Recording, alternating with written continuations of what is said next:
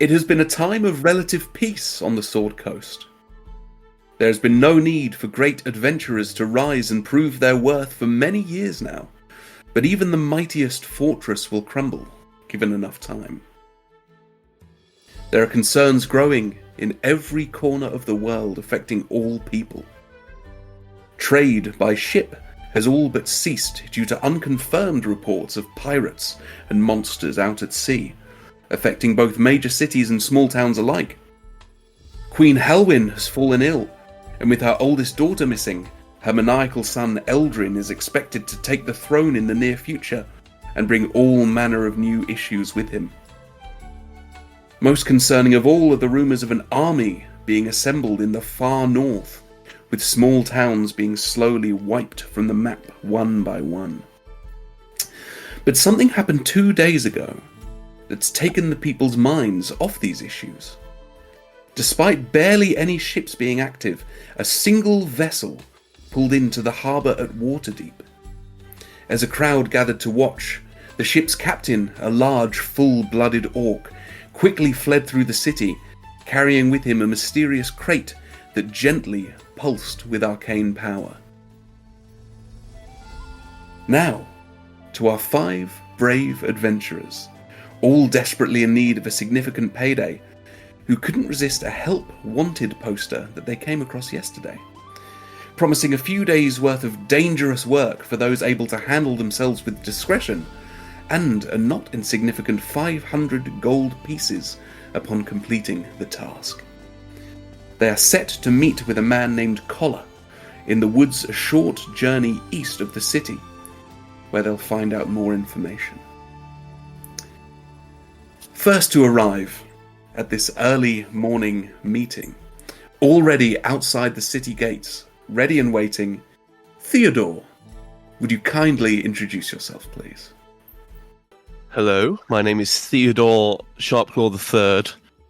I am a Tabaxi paladin. You know, I'm kind of 6'5", I suppose. Orange fur, kind of spotted with kind of black flecks. Very big, very kind of broad. Yeah, you kind of see Theo sat mewling over his sword, kind of just giving it his last checks over like you would on a car before a big car journey, just making sure everything's going to work the way it should. Yeah, he's kind of just chilling, I suppose you would say. Just chilling, wonderful. And you see, still very early, much earlier than the agreed meeting time, but slightly later than you, or slightly after you, Astryd, stepping out of the city toward you. Would you please introduce yourself? Yeah, so Astryd is an elf. She's not as tall as an average elf, but she's still taller than most humans.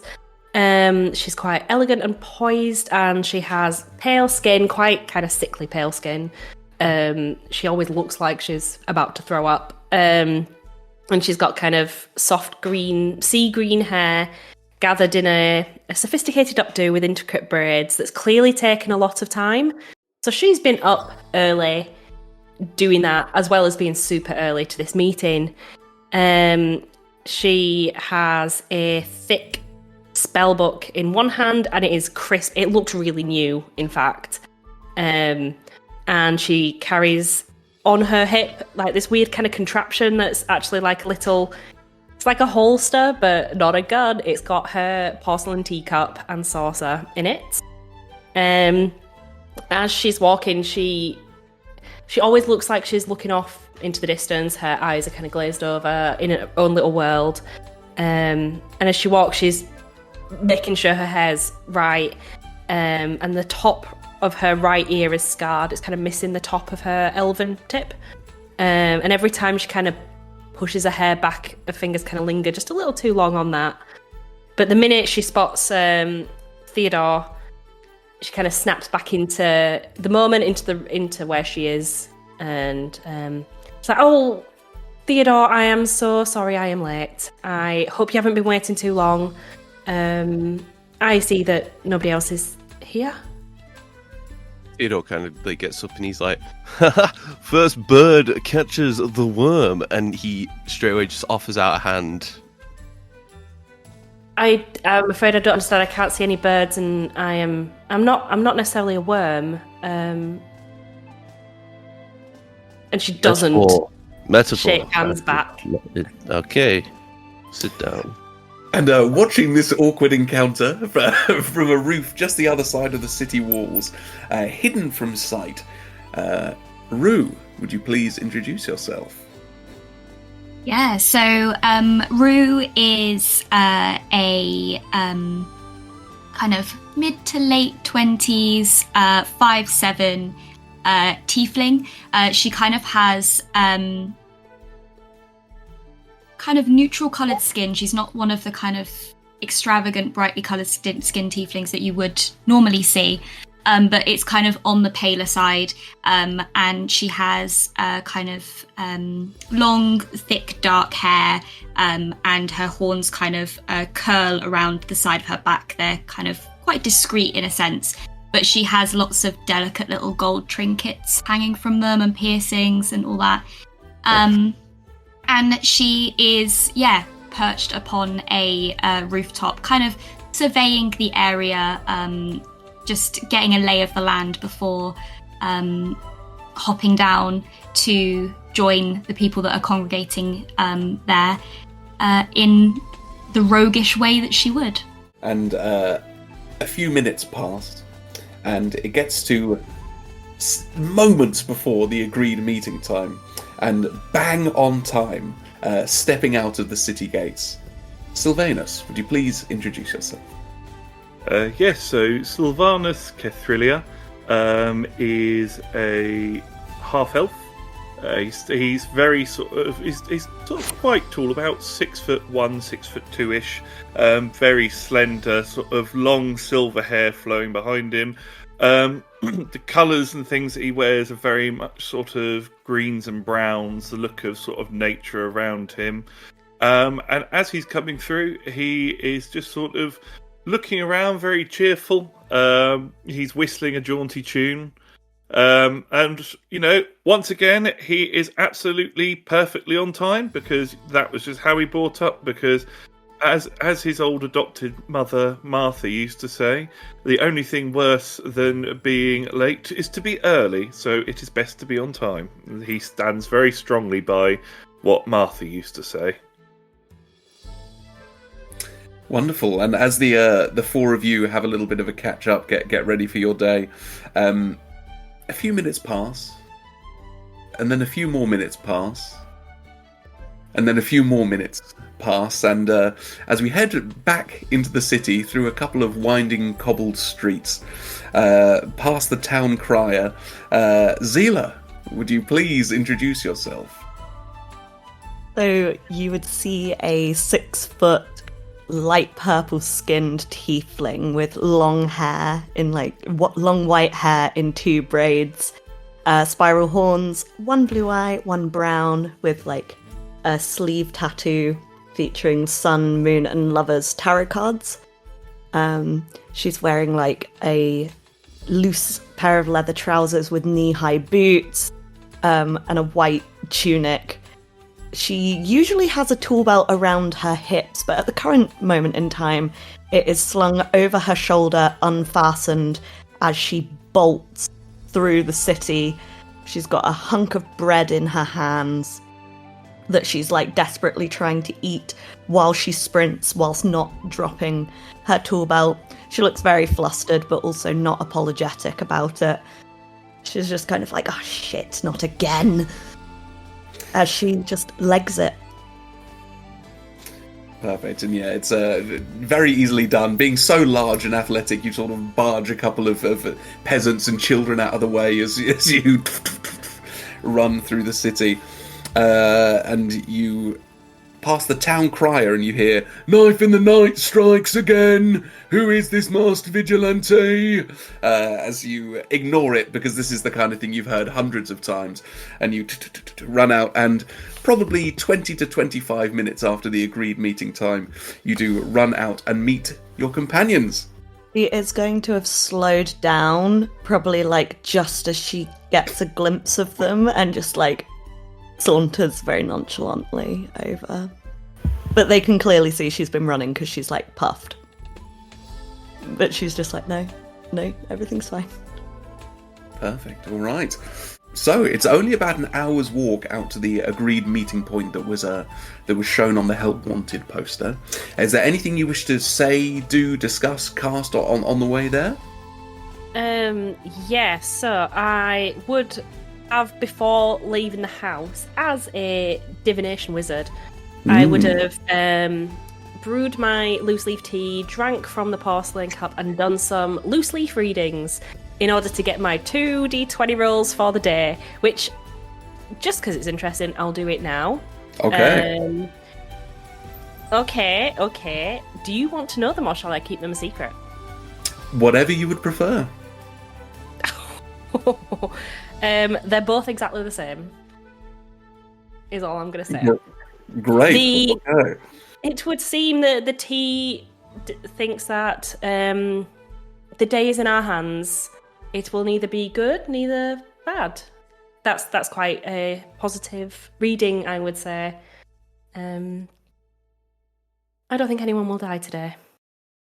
I hope. Oh my, well that's a relief, isn't it? Yes.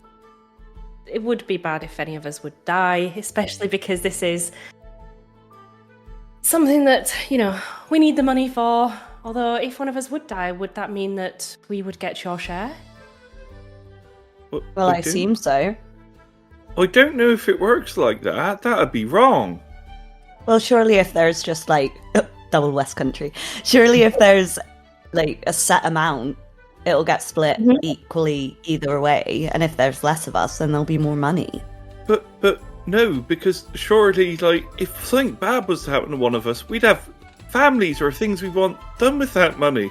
I could never take someone else's money, particularly after they die. That's awful. Good to know someone's got morals around here. It's not me. Well, as Ronnie and Martha always used to say, if you ain't got morals, you ain't got nothing. It's not that I don't have. It's not that I don't have morals. It's just I'm curious as to how these things work. That's a valid point. Well, if I die, make sure you give my money to a good cause.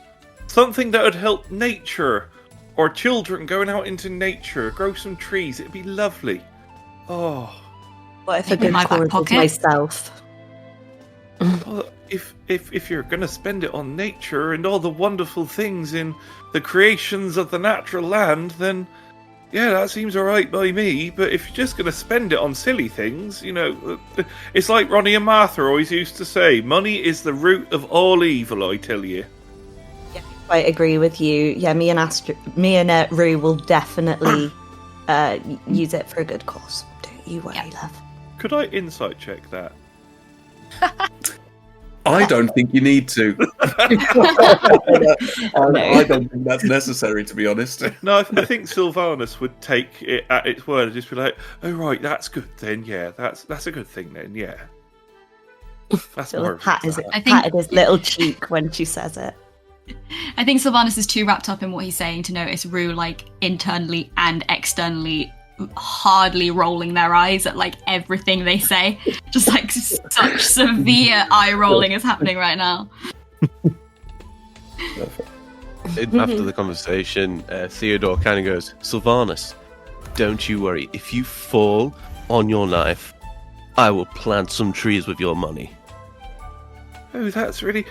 You're all such nice people. On my honour. You're all such nice people. That's lovely. I mean, I hope I don't. I'm quite young still, but I'm only 108 years old, and yeah, age is but a number. Oh, right. Well, yeah. Hopefully, I won't die, so that'll be better, won't it, for everybody involved? I just want to know if you do. I will plant some trees with the money provided. Maybe not mine, but definitely with your share. That's fine. Your money is to do what you want with. I know, yes. That's why I wouldn't use it to plant Uh, trees. All right. So it's not that far a walk. Most of you would probably have at some point. Zelah! Don't you wish to know where your magic came from? Have done this walk before, so it's only 90 minutes maybe at most at a slow pace. There's a little stream that you have to hop over at one point, and as you're approaching the woods, you get to the point where, I mean, it's not like a hard line of trees. They start to pop up, and you do see who you think you are here to meet. There are two creatures, in fact. One is a large bison, like this big European bison with thick, curly brown fur, a head probably the same size as your whole bodies for some of you. And you see it's got this harness on, and it's gently chewing some grass, and it's got a little cart attached to the harness. And standing next to it, you see this very large gentleman, broad shoulders, quite tall, this full-blooded orc, wearing the typical sort of furs, heavy boots, little pouches, your typical NPC fodder, this chap. And as you approach, he looks up and gives you a big friendly wave. You right? Is he the Good one morning, we're sir. meeting? Or is it that large creature, do we think? I've never seen one of those before. It's the guy, to be honest. I've never seen one of those in my life before. That's huge. I'm not certain, but I can't imagine the dude is like his companion. Do you know what I mean? He could be. I'm not judging. I don't know. Strange companions often make the best bedfellows. That's what Martha always used to say. And before we go and speak to this person, let's just do a quick check-in with everybody. We are working together. We want to make sure that they're not going to kill us. Is that correct? Because, this is a strange person. It's a strange ad. We've never met this person before. They could be luring us here for a trap. I know we've adventured before together and we've answered wantads, but I'm just getting ever so slightly nervous that we are in a strange wood with a strange person with a very strange, large creature just there. It's alright, it's just like a big cow. Well, your tea leaf said none of us were going to die today, so we've got it. We're fine. Yes, it didn't say anyone was going to die necessarily, but it was quite ambiguous. It was quite, to use a strange term, it was maybe a 13 out of 20 as to how the day would go. That does sound like pretty good odds, though. It's I like over those odds. Okay. We like over half. I wouldn't worry as well. Ronnie always used to say to me that a stranger in the woods is just a friend you haven't met yet. I do think we're going to need to talk about the advice your parents have given you, because some of it... Do you know what? This is not the time. As soon as literally the second that Astryd is saying that, Sylvanus is just like glaring daggers, like, nobody questions Ronnie and Martha. It's like, I think your advice is perfectly fine, thank you very much. For the greater good. For the greater good. With Astryd showing like genuine fear about this beast, like Theodore strolls up and he goes, "Beast, do you mean to harm us?" Also, sorry, I meant Zelah, not Astryd. No, you're fine, don't worry. I respond to any name. The orc who is standing next to this bison, he's looking at your eyes while your eyes, Theodore, are looking at the bison, and he says, "No, don't worry, Rufus. Please let the beast speak for himself." Rufus. He does not speak common, I'm afraid. I understand. I would die for I'm glad you Rufus did that. for putting it out there. Yeah. Back up immediately. Hello, by the way. Lovely to meet you. My name's Collar. You don't have to introduce yourselves, but if you would like to, now's the time. Hi, I'm Zelah. You're right. Hello. And he extends this big hand, probably twice the size of your hand, and it sort of... Rue, and I'll go for a shake as well. Whoa! Your hands are all crumpled, and you're like, Theodore "Yeah." Sharpclaw the third. Hand Third. out. Strong name. Yeah, 3 of us. It's nice to meet you. I'm Sylvanus, but all my friends call me Sylvie, so you can call me that if you like. Sylvie. Pleasure. Oh, thank Yes. you. My friends call me Collar. That is also my name, but you can call me that. It would be my pleasure. Oh, sorry, my friend here points over at Astryd. It's like, go on, Astryd, say hello. Hi, I'm Astryd, and she kind of clutches her spellbook to her kind of chest, not even extending any kind of hand. Ah, yes, and he gives you another big friendly wave. Don't worry, I won't force a handshake. Physical touch and consent are very closely linked in my mind, so don't you worry. Well, this is my companion, Rufus, and he does 2 very hardy slaps on its back, and it sort of... and he's the one that you're going to be protecting. Goodness me, I've gotten ahead of myself. You are here because of my advertisement, is that right? Yeah, we saw your ad, and we were like, yeah, that sounds great. Wonderful. Well, here's the task. So, my friend Rufus here, he's carrying some very important cargo, and he sort of gestures to the little cart, and it's a very small cart. There's a single box on it, which is tied down by a number of chains. It looks a bit silly, almost like, you know, when you pass a lorry on the motorway and there's like a single thing tied onto it. And he's taking it south for 2 days. He's very smart. He knows exactly where he's going. So you don't need to worry about that. You just need to accompany him and make sure he arrives safely. How does that sound? I already decided from the moment I laid eyes on Rufus I would die for him, so I got you. And He's a lovely creature. Are you not coming with us? Oh, no. I shouldn't be out of the city much longer. I've got plenty to attend to there. Can I boot Rufus's snoot while this is going on? Make an animal handling check. First roll of the game. Oh, amazing. Of course it'll be for me to boop a bloody snoot, innit? Yarp. Yart. This is embarrassing, isn't it? Okay. It depends on the roll. Well, no, I just couldn't actually find it on my sheet, but I found it, because it's a different layout. Also, can't tell if Guff is doing a character or just an impression of me. Oh, bloody hell! That's a 19. 19. Thank you very much. You hold your hand out, and he almost seems to meet it with his nose. And by the way, his nose, it's like this sort of thing. It's like a fist touching the end of a pinky, right? He's so vast in size. Oh, I love him.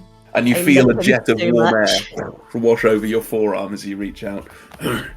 Give him little scritches. I'll just be stroking him, completely not paying attention to anything else that is going on. Perfect. So, it's 2 days south. At the end of the first day, he'll guide you to Daggerford. I've arranged for a night's stay for you at the Book and Berries. It's it's an inn there. Don't worry, I'm very, very close with the owner, so they won't charge you for the night's stay. And Rufus, he'll look after himself. You don't need to worry. He's very smart, very well trained. And then on the second day, he will guide you to your final destination, where again you will meet another of my friends, Svetlana, and she will be the one who will pay you. I'm sorry. If he's so smart, then why did he not answer me when I asked him a question? There are different forms of intelligence. Theodore, if you're rude to Rufus, I will not stand for it. He isn't my best friend. Nothing about being rude, just sometimes questions deserve answers. But He is an angel. He would respond if he was able to. Unfortunately, his kind haven't evolved to language yet. Yet, I'm sure they will. I'll Some would say work on that's a matter of training, but you know. It's just like Ronnie used to say, just because a creature can't use the same words that you do, doesn't make them any less clever. He's got emotional intelligence, I can tell.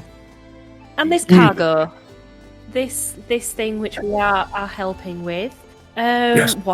What is it? Is it dangerous? Is it illegal? Is it what are we getting ourselves into here? Because at the moment it's very vague, and I would quite like to know.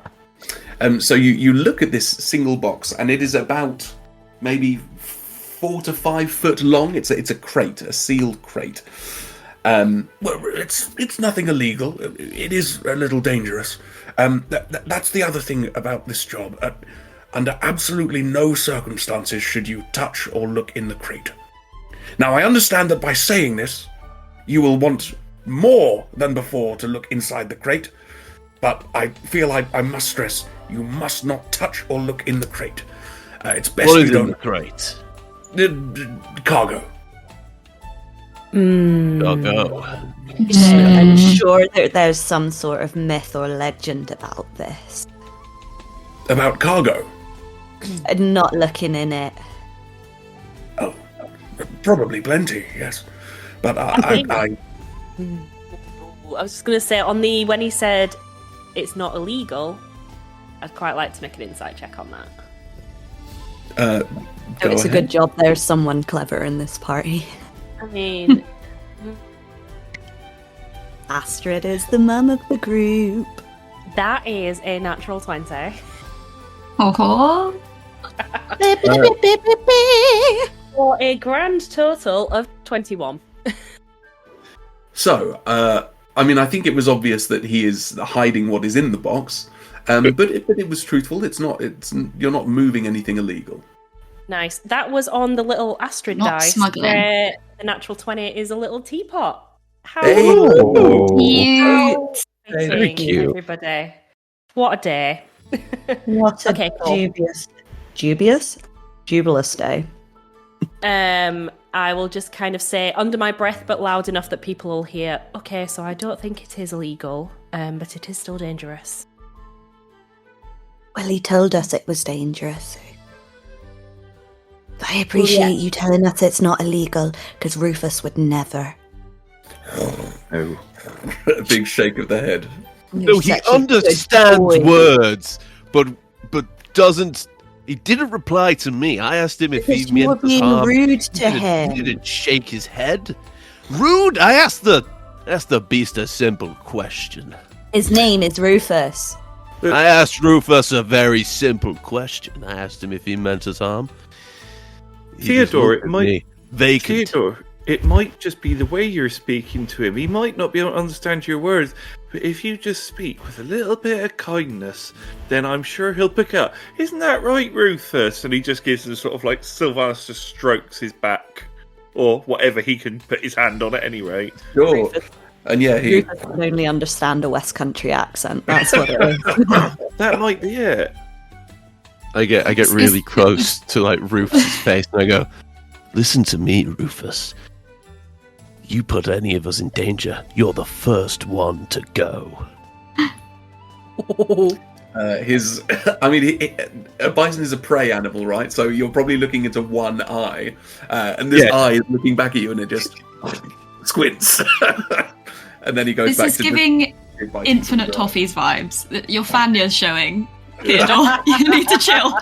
Selah On is that note- absolutely just going to wrap her arms around his snout and just cuddle him and be like, "It's okay, I'll take him out before he touches you." He understood that. Me too. You don't need to worry. Honestly, he's a wonderful companion, a very gentle creature at most times, and he's done a lot of good for the world. So you don't need to worry about him. Honestly, he's one of my finest friends, really. I think that makes you a very trustworthy person. I would agree. Excellent. Yeah. I'm inclined to agree. I look at him and squint. Got a question. However, Is this You in say character that- or out of character? yeah, no, in character. No, this is in character to Collar. I'm just thinking about. So you want us to safely transport Rufus and this thing to Svetlana, Yes. but you're happy to leave Rufus and this dangerous package unmanned for a night whilst we're in lodgings for the night? Do you want us to watch over it? Take shifts? What's the deal here? Well, I'd hope you would. I mean, there's a stable there, so there will be some security, but you are being hired to protect. That's what I was thinking, and just clarifying. Didn't want to leave it for the night and then it gets lost and then it's on our heads. I don't mind. I don't need to sleep that much, so I can just do a couple of hours of resting and then I can go out and look after him. That's not a problem at all. That sounds dreamy, actually. I would quite like to just hang out with Rufus. It would be nice. Sounds I'm like on we've got about sorted to anyway protect then. the beast. That is what I will do. Look at him, big, strong boy that he He's is. so handsome. He's the best boy Thank I've you. ever met. Not you. He starts to blush underneath his fur. You can't see it, but he's getting rosy cheeks. No, I'm getting strong Appa vibes. Yeah, I think that's why I instantly was like, I love him. Because he's Appa. Yeah, Well, Astryd has not stepped any closer to him. She's still both hands on spellbook, just kind of standing there. Were there any further questions, or are you happy for the journey to begin? I'm not gonna lie to you, I'm not really the question asker. I kind of am just here to like hit things, so I'll leave it to the smart people. I have a question, if that's all right, sir. Yes. Yes. I just wanted to ask, how did you and this glorious creature become such good friends? He's beautiful. It actually has a bit of a sad beginning, our story. I purchased him at market with the intention of killing and eating him. But I took one look at his face once I got him home, and I knew that I couldn't. I couldn't do it. Look at him. He's a glorious creature and deserves life, and, well, he hasn't left my side since. You made a very good choice. I think so. Close to a decade we've been companions. Well, it's like Martha always used to say, a sad beginning is fine as long as there's a happy ending. I'm a big fan of a happy ending, Sylvanus, so Sylvanus is just looking completely just like, oh, good, he likes happy ending. Right, well, if there's nothing else, I think you should be on your way. Alright, thanks so much. Thank you. And he goes down on one knee next to Rufus and puts a hand on his head and does anyone speak Orcish? No. Don't think No. so. Not me. Okay, then it will remain a mystery what the message that he gave to Sylvanus to Rufus. He gave it to Sylvanus. Sylvanus, what did he say? And he pats him 3 times on the back, and Rufus starts to walk. And if anyone's in the way, it doesn't matter to Rufus. You have to move. He's like a train, and he just starts to head southwest. Southwest, you say? Will of a cardinal direction. All right. Is there anything you wish to do? Say it's like a full day's walk. Is there anything you wish to do during this journey? About half a day in, Astryd's like, oh, what do we need to do about Rufus and the return journey? Do we need to take him back with us? We probably should have asked that, and Yeah, probably. Look, we can just bring him back with us, and then I'm sure if we ask Svetlana at the other end of what we're meant to do, she'll tell us. And if we do have to bring him back, then we can bring him back. And then if he decides that he doesn't want Rufus anymore, then Rufus can be my best friend forever. I don't think we can keep Rufus. He has an owner. It's true. Yeah, but I just mean, like, if his owner decides to abandon him and not want to be friends anymore, then he can be my best friend. I mean, I think that's fair. That man does not seem like he is one to part with this beast. No, I know, but a girl can hope, you know? Theodore, mate, could I just borrow you for a minute? Boss. They're just sort of like Sylvanus would just sort of like arm in arm, just take sort of Theodore off to the side a little bit. Suddenly, It's like- Love Island. It'd be like, Theo, my old mate. I don't think that Zelah likes you calling the creature the beast. I think there's a lot of built-up anger, and I think he's a lovely creature, and I think you need to give him a chance. He's not going to do you no harm, but just I don't want anybody to be upset, because if someone's upset, that makes the adventure less enjoyable. So I think that maybe if we just referred to him by his name and kept Zelah happy, then that way everybody would be happy. And wouldn't that be better, Theodore? You remind me, I had an old mate of mine. He was a man called Banger, and he always used to talk of this bloke who was always after his bag of infinite toffees, and he was never happy until he got one of his own. And I feel like you're holding some sort of unhappiness there. So maybe open up your love, and you could potentially find a new friend and make everybody smile for another day. Okay. All right. Yeah, All right. I mean, sure. I mean, the reason I call him Beast is because he is a beast. He's got a name. I know. His name is Ryan, but it's just you don't call an animal that large Ryan. But what are we if not just animals with names? That's what Ronnie always used to say to me. That is. He used to say, we're no different to the animals. Profound, Sylvanus. They were very profound people, and I loved them. Now, come on, you. Let's go back, and smiles all round, I say. He doesn't smile, but he's like he walks back hand in hand. Sylvanus would give him a toffee and be like, I kept this. Banger gave me one once. You can have it now. If you like it. He's It's like crusty, sticky, mouldy, everything you taking confectionery delights, but something is drawing me to this one. So We've hit a full circle moment for very early. Zelah will just be chatting some inane nonsense to Rufus as we walk. She might try and make a couple of like little bison noises to see if she can communicate in bison. She can't, but she will try and pretend. Theodore And again, walks up. Sorry. Go on. No, go on.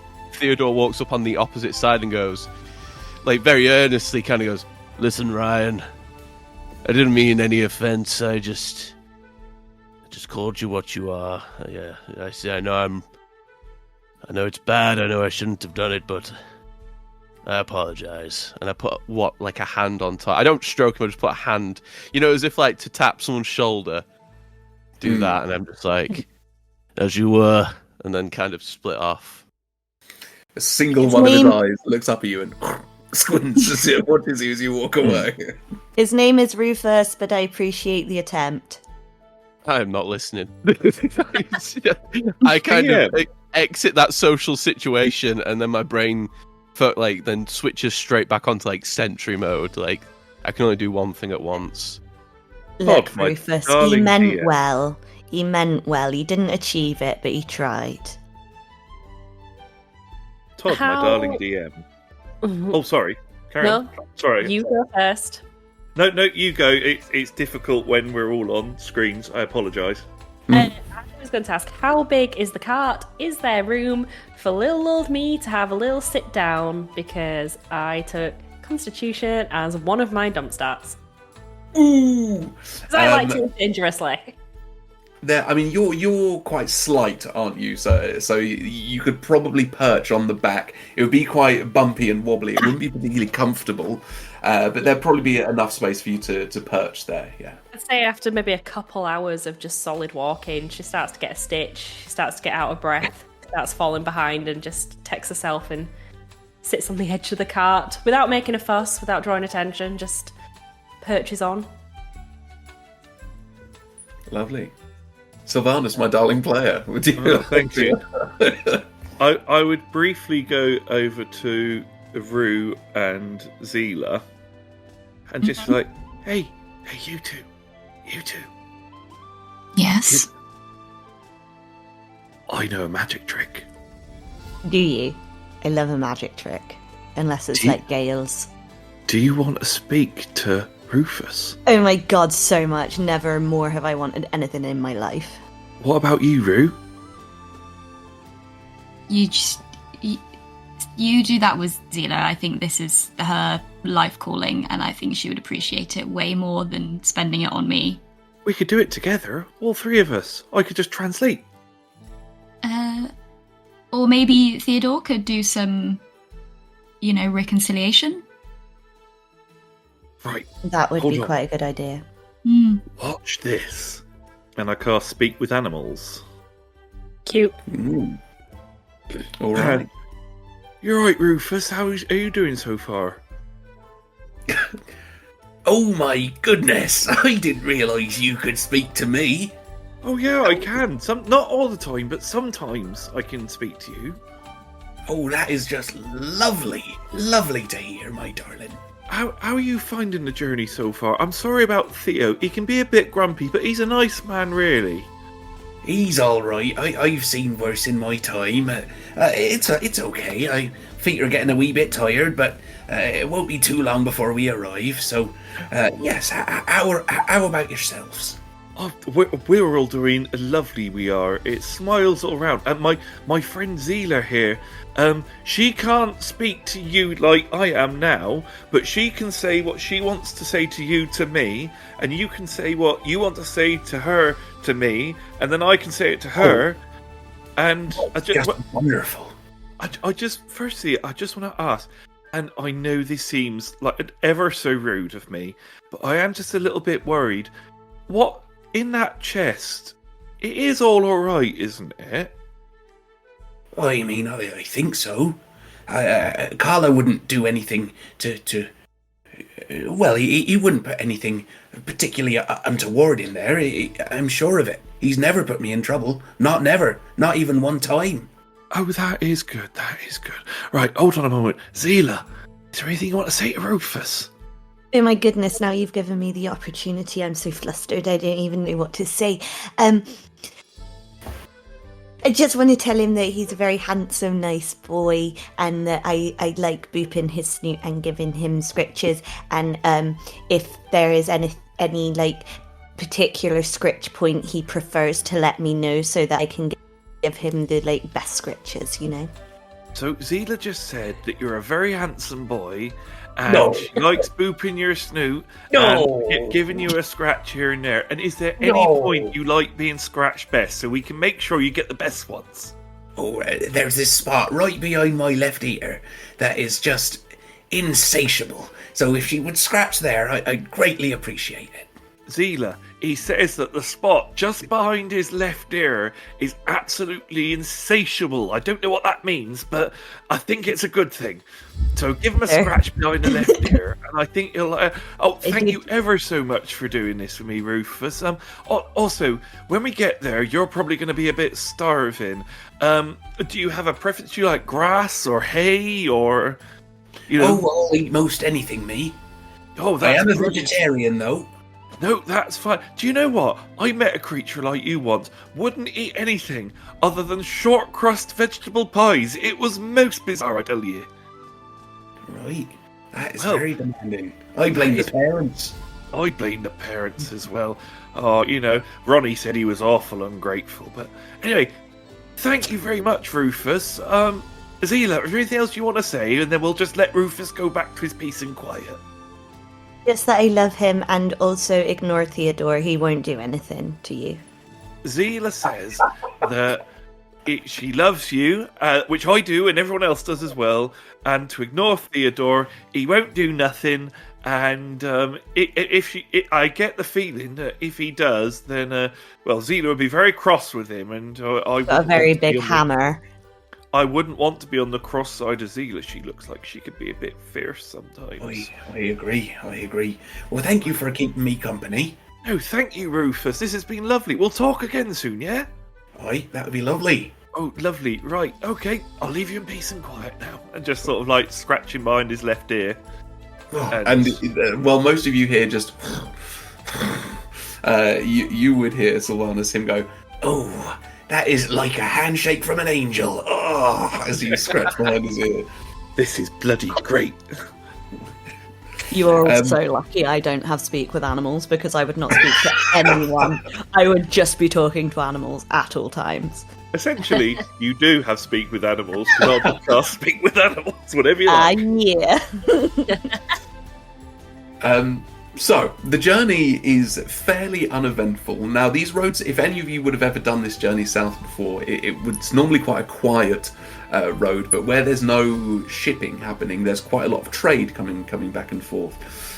So there's, the odd morning, afternoon, as you pass people, but nothing of particular note. And as evening starts to fall, you are approaching Daggerford. Is there anything you wish to do before you arrive? I think I'll just do a little check-in with everyone, make sure everyone's all right and happy. Theodore's just kind of just on a march. Oh, I'd say Sylvanus would just be like going between everybody and just talking everyone's ear off. And most stories are sort of littered with, well, that's what Ronnie and Martha used to say. I think Rue would like to scope out the area and just kind of take note of any spaces or spots that could be used for people to hide, ambush, all that sort of stuff, just making sure that our area is safe, but also potentially any spaces that could be of use to her if the need arises. Absolutely. So yeah, then as you pull into Daggerford, it's a very simple town, just a smattering of wooden buildings, really. But you can absolutely make a perception or investigation check if you want to sort of ascertain that information. Oh. Ooh. 14 perception. 14. Okay, so there's, most of the buildings are only about 2 stories tall, so you think there's a pretty decent vantage point and, easily accessible for you. There's the old sort of alley, nook and cranny as there are around most buildings. There's no city walls, so there's no sort of major choke points or anything like that. But yeah, so, someone such as yourself would easily be able to tuck away behind a corner or something, no problem. Oh, good to know. And Rufus just carries on straight through a number of buildings. And again, just as it's starting to get dark, you come across a building which is actually, this is the first building that strikes you as being different to the others, where most of them are just these kind of boxes, fairly simple constructions. This building has some strange angles, and you realise as you sort of come round from the side that it is, if you looked at it from above, it would be shaped like an asterisk. So it's got almost 6 points, if that makes sense. And just to the side of it, Rufus walks into a little stables. And he literally walks in and turns left into the third bay and just stands still. And it's like he's done this before, right? He knows exactly what he's doing. And outside of the front, one of these 6 points, there's a little hanging sign that says "The Book and Berries," and there's it's a hanging wooden sign with a blue book, and there's like a large rat sat on top of it with a couple of blueberries, and it's taking a big bite out of one of them. Yeah, Astryd, it's got one of them things you like on it. Rat? No. The book. It's referring to the book. Yeah, sorry, I can't read, so... That's not to say that they don't not like rats. They haven't come across many rats. I think rats are quite cute, just as long as they're not one of them plague ones. But you've This got one's to certainly cute. It's like a quite plump and brown fur with a long pink tail. Yeah, it's definitely cute. But you got to remember, the plague wasn't the rats' fault. They just got poorly. They don't know no different. They didn't mean no harm. It was actually the ticks and fleas and stuff. But they don't mean no harm neither. I like to think directly opposite. There's another tavern called the Tick and Fleas. And there's something outside like, you besmirch my business. I hate to say it, but that is now canon, in my opinion, that there is exactly that. And it's tiny. It's about this sort of big. Yeah. One local in there keeping them in business. Todd writing notes down for the next session. There it is. Right. And the one local is called Ticky Tim. Oh my Tim? god. He's got lots of ticks. All right. I mean, it's getting quite late, so it's starting to get dark. What are you wanting to do? Well, I think we should probably get something to eat. Yeah. It's been a while since I've prayed, so I'm going to go inside and look for the closest gambling table.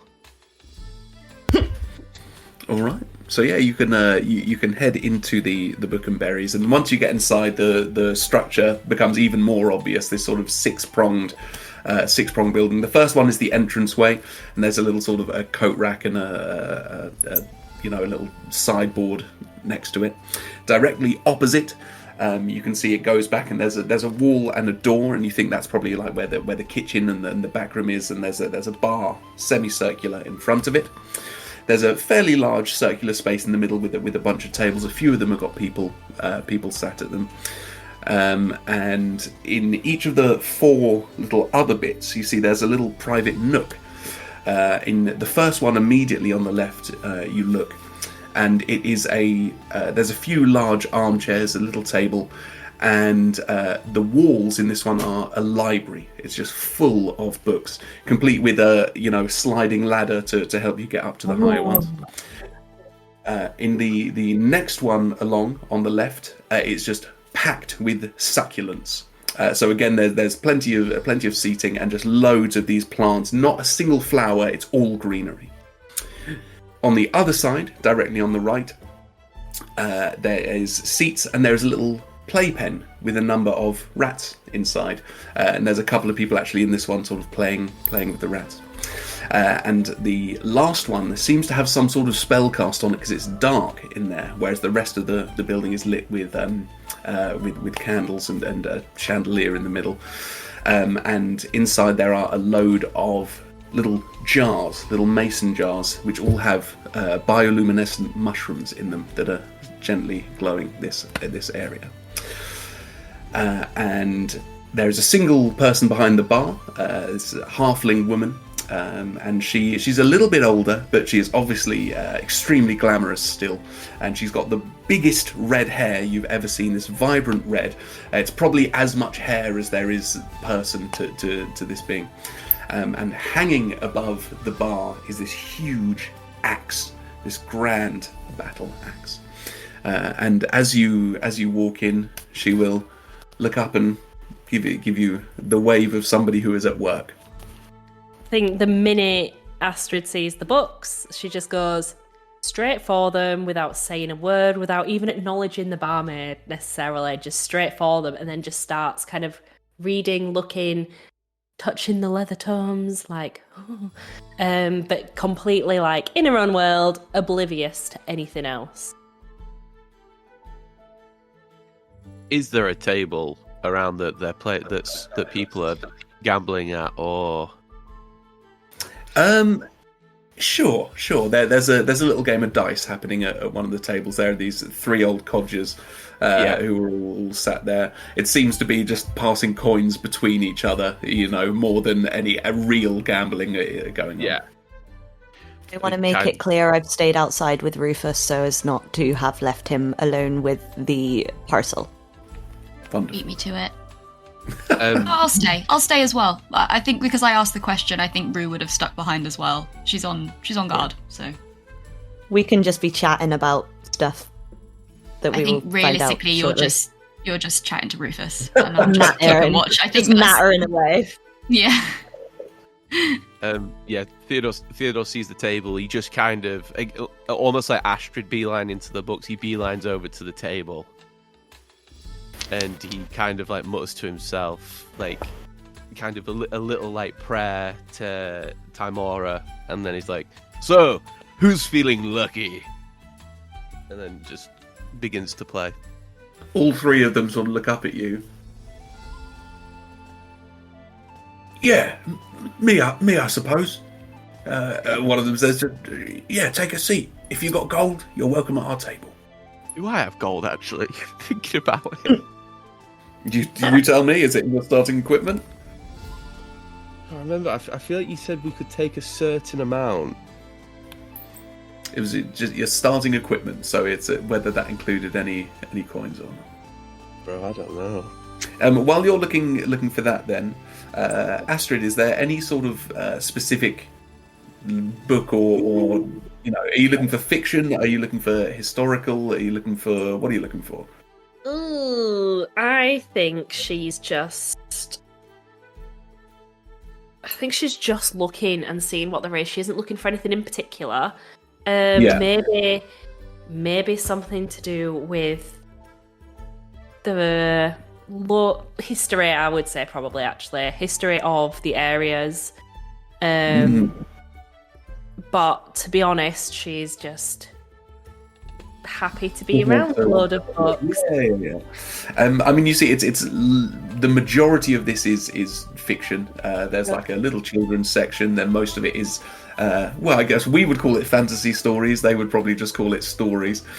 And then there are some sort of history of the Sword Coast and various. There's tomes that's like Waterdeep, the years of 6 to 10, blah blah blah. There's a few dry, crusty books which are a bit dusty. Looks like they haven't been taken out in a while. I guess you kind of look for maybe more recent history, living memory kind of history. But as I say, she's casually looking. Perfect. All right. Theodore has 15 gold. He has got some gold on him. All right. Yeah, you can absolutely take a seat. A seat with them, and you see that they are sliding around copper pieces. Okay. So this is not a high stakes game by any means. This is 3 old fellas after work having a bit of fun together. Okay. Just because of the nature of it,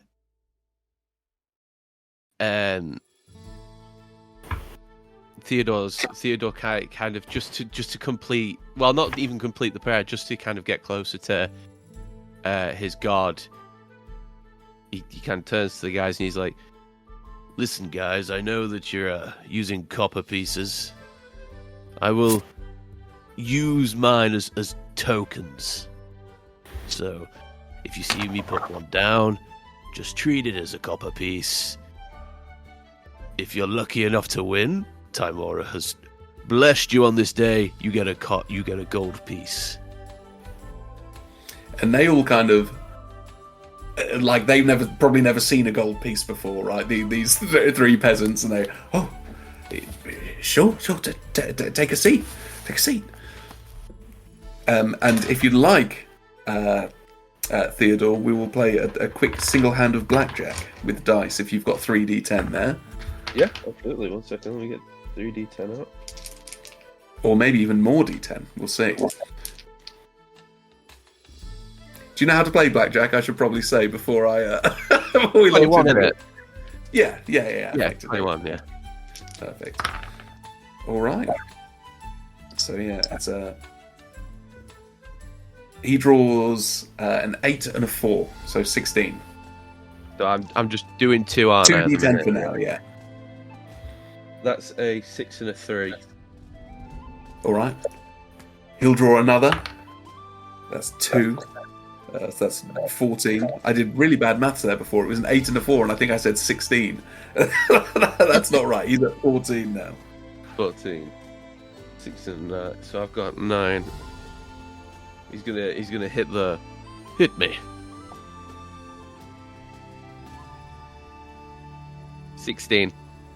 16. This bloke looks at the 16. He'll draw another. That's a 1. That's a 15. So I've got 16. Theodore kind of puts his hand on like the middle deck, and he kind of just like he says, "Timora, guide my hand," and he hits a 5. Beautiful. Seeing that, this guy's like, guess I have to, and he'll draw another one. And with a 10, he goes bust. And you successfully take 1 copper piece from this old codger. Yeah, that's enough. He's just in that kind of whole like kind of game, that one game. He almost feels uplifted, and he goes, "Timora has blessed me on this day. Let's have another one." And he goes again. All right, yeah, and you continue to play a few more hands. What about the rest of you? What are you doing? So we got Astryd having a look at the books. We got Theodore having a gamble. Zelah and Rue, you're just keeping Rufus company. Perfect. Sylvanus? Zelah's desperately trying to find out information about Rue and just like kind of get to know her and maybe get her to chat a little bit. And she's like, okay. Guess you don't want to chat, that's fine. Got a job to do, Zelah. Just what? Yeah, but he's just in a stable. We can watch and talk at the same time. Whilst this is happening, I think Rue would be kind of just surveying the package, the crate, and just looking at like the way that it's all like, she's not going to break in yet, don't worry. But like she just wants to like check the chains and like see how they're like, would it be easy for somebody to break into it kind of thing? Like how well is this, like how stealable is this? I'm aware that we've been tasked to... No, hold on. Hang on a second. I'm aware that we've been tasked to protect this journey is obviously something important he doesn't want getting stolen in here. So how easily would it be that somebody who potentially is trying to get into this could take it? Is there any way that we could prevent that from happening so at the end of the day we get paid? You're being a good guy thief. Yeah, somebody that isn't you who would steal it. Yeah. Like 100%. Like those guys who were hackers and now they're like cybersecurity. Maybe. Well, yeah, maybe not that pipeline for me yet, but well, who knows? You can go investigation or perception, whatever you would prefer to have a little look. Aye. Oh no, that's not as bad as I thought it was. Math? 16, sorry. 16. You see that while there are big heavy chains on this, but there aren't actually any locks. That's what I was thinking. Actually, a lot of this is quite. It seems almost a bit performative, like it's there to kind of discourage people, and that actually just given a bit of time, you wouldn't really need any equipment. With just a bit of time, you might be able to slide these off and get into the crate. Okay. Alright. While Rue's doing that. Try. Oh, sorry. You don't. No, I don't think I want to try. No. Whilst Rue is doing that, Zelah's kind of got her smithing hammer out and she's just kind of chucking it in the air, and, like spinning it and catching it by its handle, just kind of like. Just beautiful. Just as like a way to entertain herself because she's like, I just want to be friends with Rue, but Rue doesn't want to be friends with me, and that's. I didn't say that, Zelah. We're on a job. I'm trying not to be distracted while we're on a job. Okay, no. I get it. I'm sorry. I'll sit down next to her and start doing it with my dagger as a way to. Bonded. Lovely. I don't know why I always end up playing like goofy little childlike barbarians, but here I am again.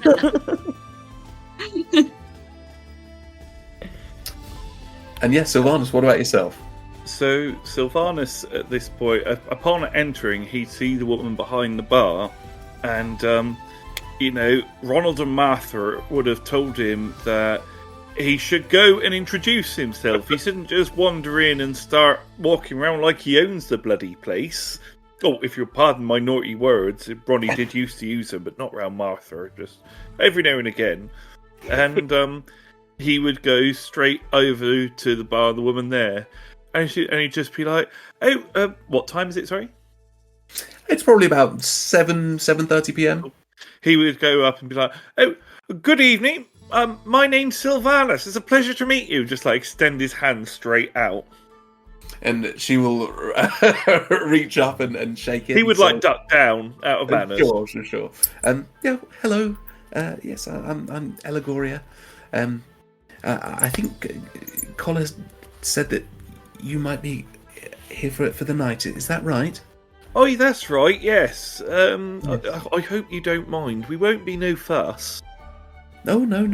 That's fine. Of course, it's his friends are my friends. We're all brothers and sisters, after all.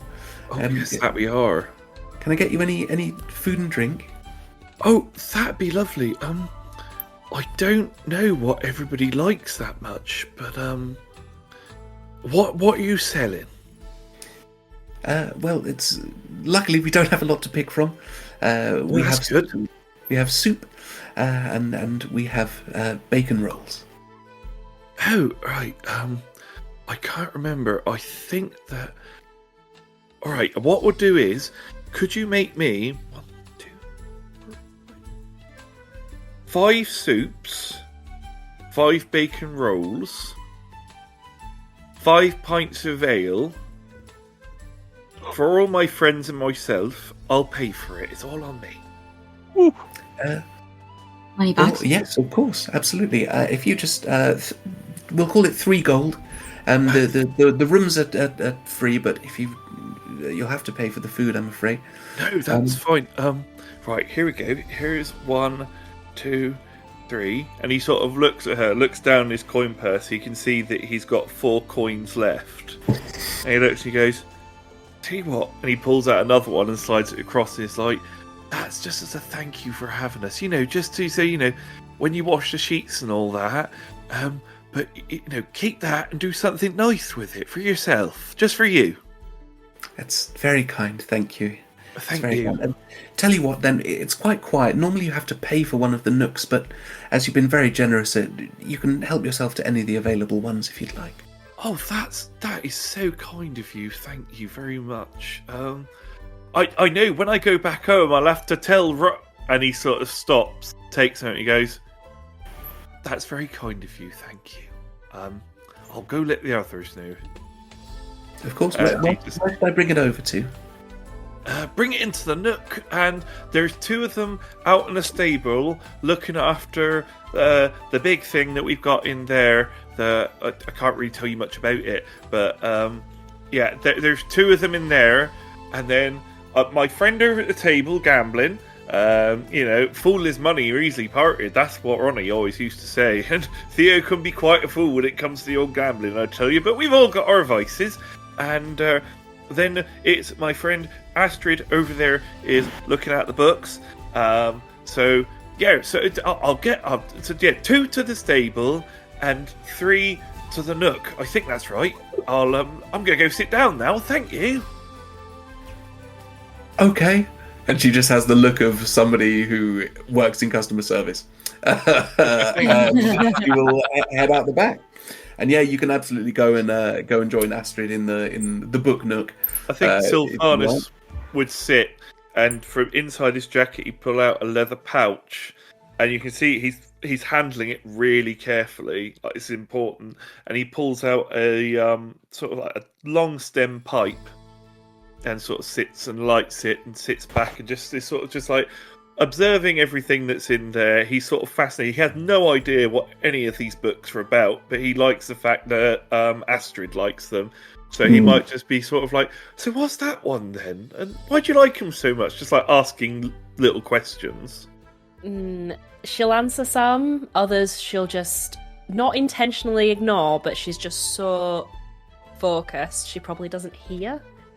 And she's like, well, this one is about... Oh, it's too early in the morning for me to come up with random fantasy book names. However, she'll kind of... The camera pans away as you start to speak. She humours him, like, not in a rude... she's not patronising or rude or anything, but every so often she just doesn't answer one of your questions. Yeah. Sylvanus would understand that. He'd just be like, oh, right. And yeah, after a few minutes, she does bring out this massive tray. It's as big as her body over to the table and puts out three bowls of soup, 3 sandwiches, 3 ales. Just come and grab me if there's anything else you need. All right?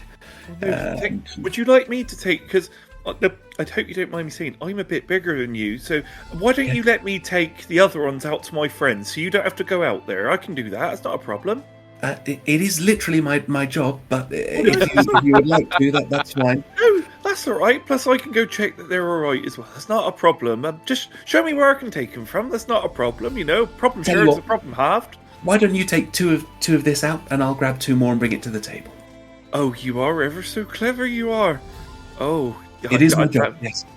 Oh, this is the thing. That is the thing. Ronnie always used to say to me, "The people in taverns are often the cleverest people you'll ever meet." And picks up the tray with the 2 of each and starts just wandering out. Someone who's ex-customer service goes for a meal somewhere. Yeah. And you hear from behind you, Theodore, as she walks past you, you hear, quite talkative, that Ronnie, wasn't he? As she heads back into the kitchen. And yeah, you do make it outside to your companions, and you can offload the meals if you'd like. You're right, guys. You're right, Zelah. You're right, Rue. Yeah, you're right. Yeah, I've bought you dinner. Ooh, thank you. It's not much. It's bacon roll, some soup, and a pint of ale. So I don't think Rufus will like bacon. Oh no! We'll get something else for Rufus. They'll have like hay in here. This is for you 2. Oh, fair. Thank you. No, that's all right. Everything all right out here? Yeah? Rue was Excellent. making sure that it's not super stealable, and I think that Rue is happy with the inability to steal it. Oh, that's really good, Rue. I'm maybe got our wires crossed, but these chains are very performative. They're not attached to. Oh. Yeah. So I think it's a good idea. Performative earlier, I thought you were talking about, like, when an actor's performing and they're really good. Oh, sorry. Should have clarified that one. No, I mean, like, they're a bit just showy, Not to poo-poo actors. The actors are great, but just a bit showy, kind of put people off from wanting to try to steal it because they think it's going to be hard. But in actual fact, if we just spent some time pulling the chains, they would fall right off, and we could get into the box. Not that that's what I want to do. No, definitely not. Well, Wink. What we could do, we could tighten up the chains to make it so you can't get in quite so easy. That's They told us not to touch it. Oh yeah, they did, didn't it? Or did they just say not to look in it? I'm pretty sure he said not to touch it. Alright, I don't want to take no chance of upsetting nobody, I don't. That's not, no. I just want to get paid. Yeah, so. no, I actually really agree with you there, Rue. I think if we just keep watch, if we just take it in turns keeping watch, it'll be fine. It'll be fine. I've clocked any spaces that people have come from. We're good. I'll tell you what, I'll go and have a bit of a rest now, and that way you guys can go to bed when you like, and I'll just look after good old Rufus here. Sounds like a good plan. We've got a room. I mean, and a one. nook. Oh, I don't know how many rooms we got, but we got a nook. I'm not quite sure what a nook is, but we've got one. It's like a little corner in it. I think it is like a little corner, but I don't know. I don't know these complicated, fancy city words. I don't. But I don't really think nook's a complicated city word, not like performative. Oh, that's true. Maybe it's just one of those things I haven't learned yet. It's like Martha always used to say. You know, there's always something to be learned every day. Wait. Right. I'll go to bed then. Right, I'll see you guys in a little bit. Alright, night, thanks for dinner. No, it's alright. Night-night. Night-night, Night. Ren. Night. And yeah, you head back inside. Are you eating your dinner first, or are you heading straight to bed? He would like quickly come in, just like absolutely wolf it down, and then be like, right, well, I've got an early start for watch, so night-night, Theodore. Night-night, Astryd.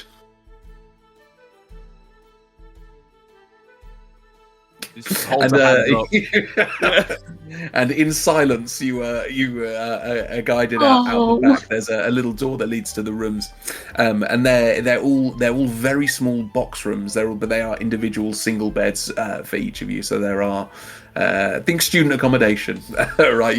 There's enough space for each of you to have an individual room. Theodore, are you going to just continue gambling for a while, or are you going to join Astryd in the book nook? Yeah, so just I don't know how you want to do it, but just accumulatively, how much money have I lost or gained? I'll roll 2d4. You roll 2d4. Whatever the difference is, that person gains that many copper pieces. Alright, cool. I rolled 7 total. I rolled 50. No, I rolled 5. 5. So you lose 2 copper pieces. I lose. Okay, so I only. Yeah, okay. 2 copper pieces. Although you said you would hand over a gold. I lose 2 gold. Lost, so that would be 2 gold, wouldn't it? Yeah. I probably would have used the copper I won. Okay. fair. So am I okay to lose that copper and then 1 gold? Yes, 1 copper, 1 gold. Absolutely. Lovely. Yeah. Okay. Done. And as you step up to leave the table, all 3 of the men that you've been playing with, all in unison, say, "Thank you, Theodore." And Theodore kind of like puts his hand on his chest, small bow, and says, "Timora was with you all today." Yeah, sure. Thanks for the money. I kind of walk off to the book nook, and the first thing I'm doing is I just kind of look around all the I'm looking around the books. I've got like the sandwich in my hand, and I'm just kind of perusing the library, seeing if I can find any religious text. That is something that would be notably absent, actually. Okay. That's something you would find that there wouldn't be any. There might be, mentions of churches and cathedrals and shrines that were built inside from a historical context, but there wouldn't be anything specifically, religion related. Nothing about the teachings of my god or anything like that, which is fine. No. I kind of turn to Astryd and I go like, with like sandwich in mouth, like, Astryd, have any books you had the look of, or? I'm sorry, I didn't quite catch exactly what you were saying. You have a piece of just there. It's like an entire rasher of bacon. he kind of puts it into his mouth, kind of just quickly chews it, dry swallow. He's like, "Have you found any books that you like the look of, or?" There are several, yes. This one is particular of interest of the recent history of the area, especially this little area here. Side note, did Astryd hear all those people say thank you in that weird unison voice? I don't think so. It was very hushed. That was unison? Yeah. Did anyone hear the spooky voice that was asking Zelah where her magic Yeah. came from? Yeah. No, I would love it if he did not, he didn't catch on at all. He was, No, it's fine. at that point, Theodore probably thought that he would, like, Timora had somehow blessed the table, and that being the rest of them, almost like we were in communion kind of together. Yeah. We've all just been to a service. So yeah, the local area. You know, I'm quite learned myself. My father, Theodore II, he had a grand library. Mm-hmm. Do love the pages. That's what we call them at home. And where is that home? Sorry. Did I miss? Sorry, I think I laughed over you, Astryd, but I didn't hear your response. I was just merely asking where exactly that home was. Oh, it's a far-off land. It's... I don't want to talk about it right now. It's I'm trying to forget the beginnings, trying to go on and become a new man. That's more than understandable. I can appreciate that. I'm not going to pry, but if you were wanting to talk about it, despite how quiet I am, I'm kind of fond of you all. I would like to make sure everybody's okay. Just... I much appreciate that, Astryd. If by any chance you have any worries, woes, queries, then I can help. You know, I know the pages. Sure. I'm learned. Exactly, Theodore, yes. I will come straight to you if I need any information on pages. Or learned. Pages, books, words. I know them all. I ship it. Yeah. I ship it already. And as Astryd is showing genuine care, and Theodore is asking like a company for feedback, we are going to cut to outside the front of this building, where Rue and Zelah, you would see there's not too many people walking about at this time, as it's getting even later. But there is a figure who catches your attention heading into the Book and Berries. It's a large, well, I mean, mechanically it's a medium creature, but it is a large creature that you see with this wide gait, almost walking as if they're slightly pained, with this big swinging tail behind them. They're probably 6'4", 6'5", big, broad shoulders, this pack that attaches to their back and tail. And they push their way in to the bar.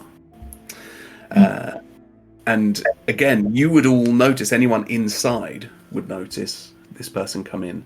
And you see that this is a half-orc, half-lizard folk, this creature who walks in. So they've got the distinct long mouth with a couple of tusks at the end, big, broad, muscular shoulders and arms, and little patches of grey scales mixed in with their skin, almost like vitiligo, right? Just up their arms and across their face and on their neck. And they look around and almost do a double take at the two of you sat in the nook, and steps over, grabs a chair from one of the empty tables and slides it across the floor to face the two of you. And he says, "This seat taken?"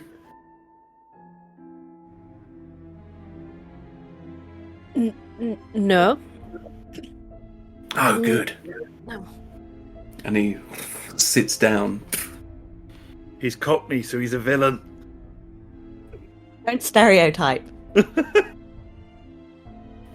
When I speak more, I think you'll be shocked at how bad alien accent is. So, what brings two strange folk to this place? Not local, are you? Theodore puts his hand on Astryd's shoulder, just as in to be like, don't, like, as in very much conveying the fact of stop talking, because especially when he can hear her like sputtering up, and he goes like, let me ask you a question, stranger. Yeah, go on then. Oh, you're listening? Okay, that's good. Let me ask you a question, stranger. Who are you? Yeah, come on, get it out. Sometimes, listen, right, okay? Sometimes dramatic pause. Okay, I'm a very learned man, okay? And sometimes dramatic pauses are needed to get the right answer out of certain people.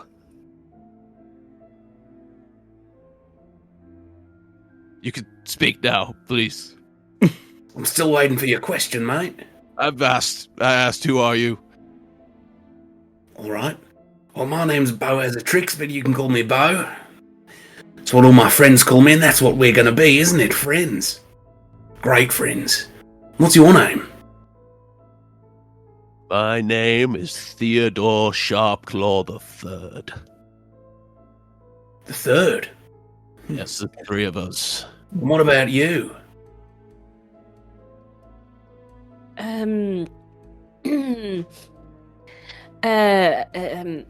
Tricky one, that, I know.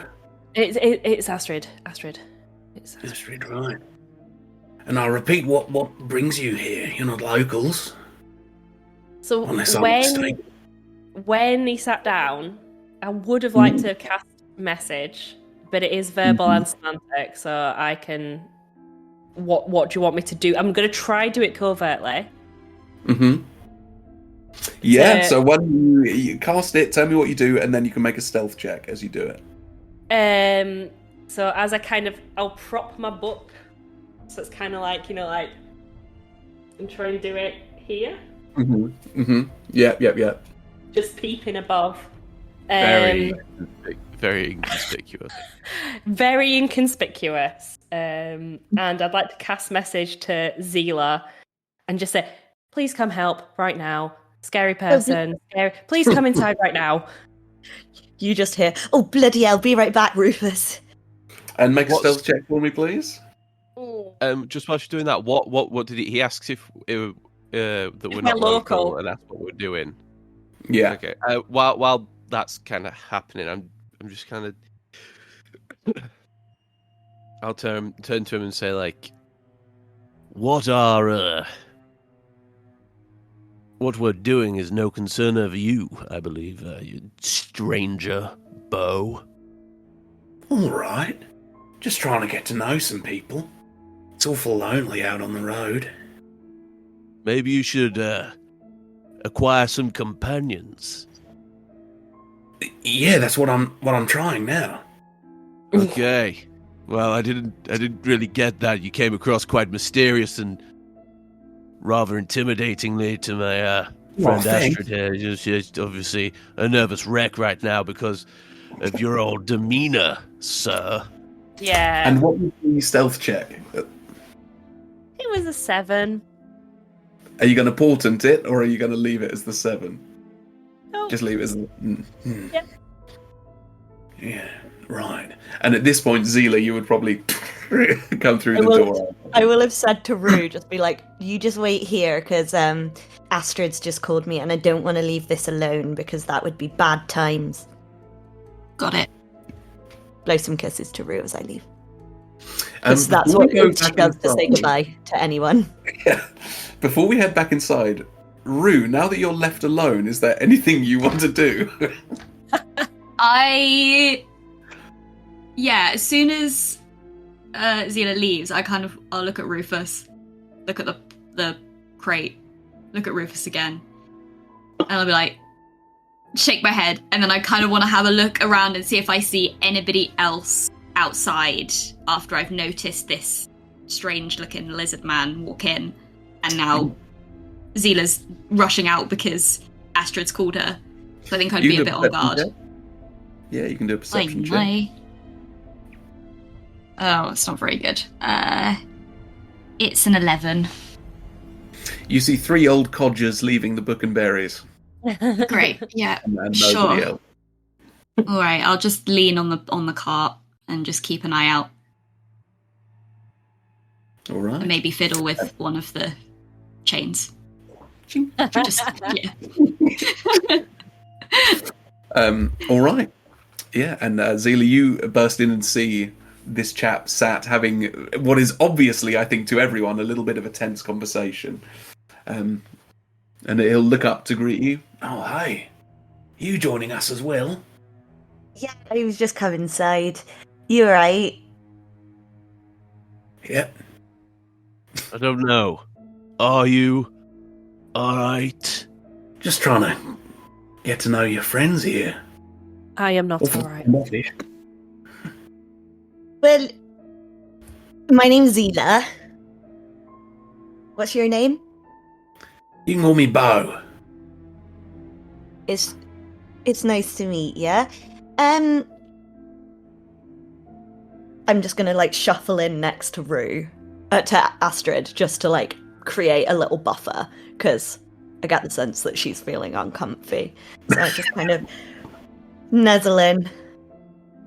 I'm like, how was your food? Did you enjoy it?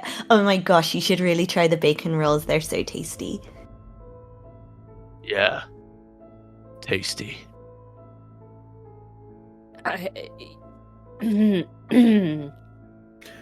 Just travelling through then, are you? Oh yeah, just on our way through. Heading south? Yeah, actually, we are. Southeast. Adventuring types, are you? Somewhat. As he looks at the 8,000 weapons that that Zelah and Theodore are carrying. Right. Well, I've got a hot tip you might be interested in. Alright. She's gonna Well- like lean on her fist like this, but like kind of be slightly tensing to show that she is very strong and stuff. So she's doing That's- everything to be like a little bit intimidating, but not like overtly so. Theodore has made himself as broad as possible, like kind of brought his shoulders out. His and back kind up of- like a cat, right? Yeah, Like- like or like a cat. Yeah, he's just making himself look as big as possible, and like his eyes have Heckles not up. stopped burning a hole into this man's face, even when he's not getting like direct eye contact. Well, word is, there's something important, special moving south. Right Really? now. Yeah. Heard some interesting folk are moving it. You wouldn't know anything really? about that, would you? No, I don't think so. We're actually on a sightseeing holiday. What sights are you All seeing? of them. Well, the thing is, like, when you see something through your eyes, it's a sight. So we're just Yeah. kind of going around and seeing sights, you know? All of them. Yes. Using our eyes. Sounds great. Sounds truly like the holiday of a lifetime. It's lovely. Honestly. It is actually. It's a really nice time. Yeah, so what's this about then? Something's being moved down where? I don't know where. I don't know when. Right now. Word is the people moving it have got no idea what they're transporting. Well, that sounds like a very risky thing to do. Aye, I Whatever agree. this guy would take. That's for certain. Well, you keep an eye out, won't you? Oh, You'll for let the sure. bartender know if That's you what have we do on a sightseeing holiday. We keep our eyes out. Okay. It- You have the function of sight, sir. What exactly do He's you gonna- mean that they don't know what they're taking with them? Don't know how important it is. How old it is. How special it is. Why? What is it? What is the rumours that this thing? Very interested all of a sudden to talk to me. It's funny. I'm not. I just like chatting. Just curious is all. He's very learned, you see. She likes If pages. this thing is as important and special as you say, I'd quite like to keep an eye out for it for myself. So I'm quite interested. Exactly. Yes. If we were to see it on our site, seeing, we could alert those people that they were carrying something old and dangerous. That's fair. Word is it belonged to one of the gods. Whoa, crazy. Astryd's a little sick in her mouth. Zelah's So gonna you- very you're like stealth put her hand like on Astryd's leg, not like in a lewd way, just in like kind of a comforting way. Like, it's alright. I don't want to grab your hands because they can be seen, but I'm just like giving a little bit of emotional support. Mm-hmm. What god?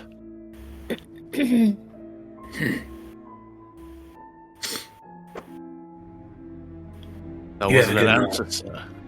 You have a good night. You take care. Now who's I doing insight check him to see if he has worked out it is us or not. Do you need to?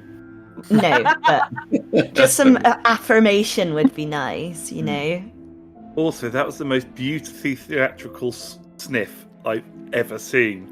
Like, it conveyed every emotion in one. It was wonderful. Well done, Todd. Thank you. And he goes to stand up and Yeah. Be careful out there. Oh, Lots of always. people That's after it. well, I can imagine lots of people would be after it. As These- he gets up. Oh, sorry, go on. I was just gonna say, these people that are after it, are they dangerous? Are they doing it for noble reasons? Are they like the kind of the authority on this? Are they not very Now, nice? why is it the less I want to speak to you, the more you all want to speak to me? I wanted to be friends. As Gave me the cold shoulder, and now you can't get enough of old Bo.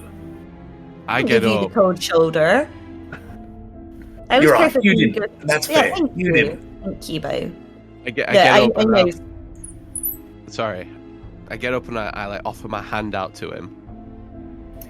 No, none of that, mate. You had your chance.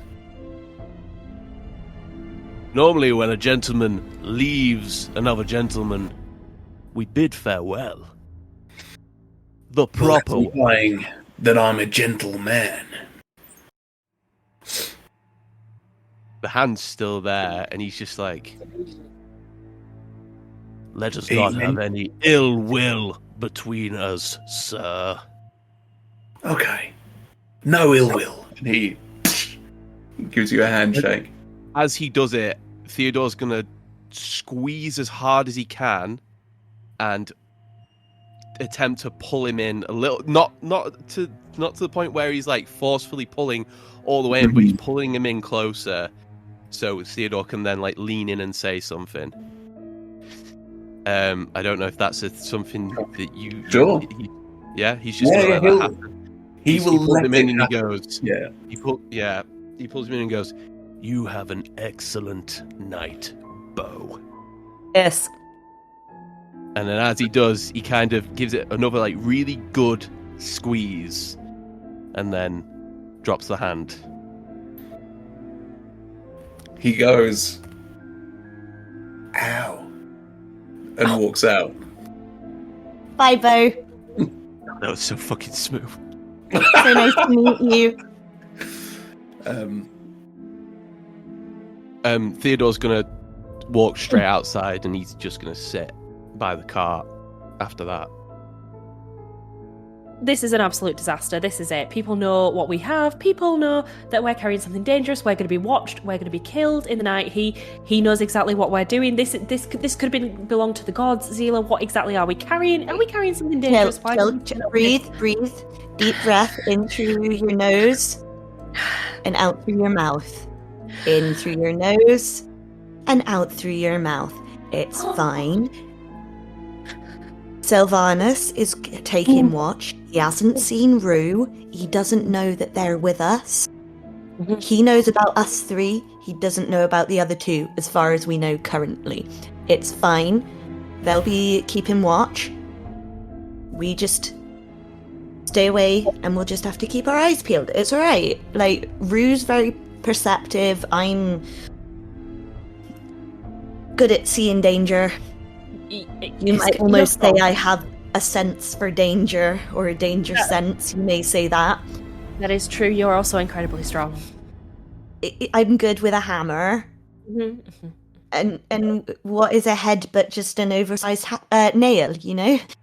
That's what Martha always used to say. Shut up, you're not here. You're in bed. Shut up. Go to sleep, Sylvanus. Yeah, Sylvanus is in a trance. I just couldn't resist. Is that one of Sylvanus's words of wisdom? Well, he's in a trance upstairs, so he's got no words of wisdom. He's sleeping. He has none. It'll be fine.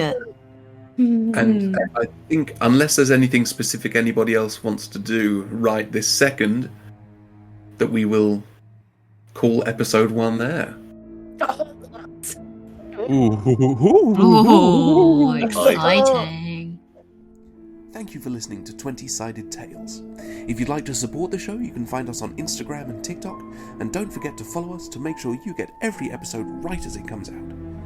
Thanks again from everyone here at 20-Sided Tales, and we hope that you enjoyed our adventure as much as we did.